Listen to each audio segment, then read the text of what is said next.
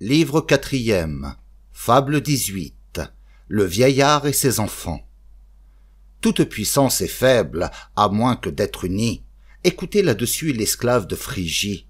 Si j'ajoute du mien à son invention, c'est pour peindre nos mœurs, et non point par envie. Je suis trop au-dessous de cette ambition.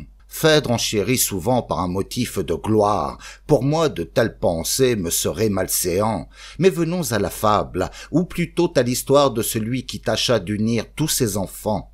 Un vieillard près d'aller où la mort l'appelait. « Mes chers enfants, dit-il, à ses fils il parlait, voyez si vous romprez ces dards liés ensemble, je vous expliquerai le nœud qui les assemble. » L'aîné, les ayant pris et fait tous ses efforts, les rendit en disant « Je le donne au plus fort ». Un second lui succède et se met en posture, mais en vain. Un cadet tente aussi l'aventure. Tous perdirent leur temps, le faisceau résista.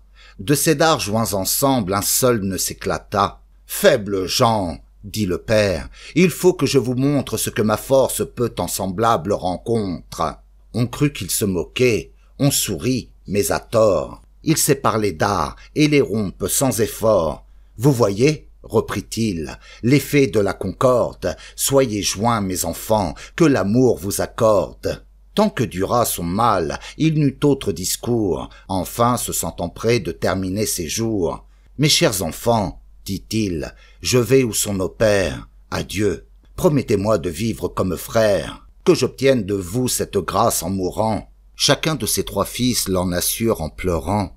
Il prend à tous les mains, il meurt, et les trois frères trouvent un bien fort grand, mais fort mêlé d'affaires.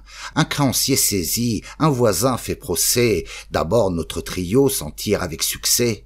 Leur amitié fut courte autant qu'elle était rare, le sang les avait joints, l'intérêt les sépare, l'ambition, l'envie avec les consultants, dans la succession, entrent en même temps. On en vient au partage, on conteste, on chicane, le juge sur 100 points tour à tour les condamne. Créanciers et voisins reviennent aussitôt, ceux-là sur une erreur, ceux-ci sur un défaut. Les frères désunis sont tous d'avis contraires, l'un veut s'accommoder, l'autre n'en veut rien faire. Tous perdirent leurs biens et voulurent trop tard profiter de ces dards, unis et pris à part.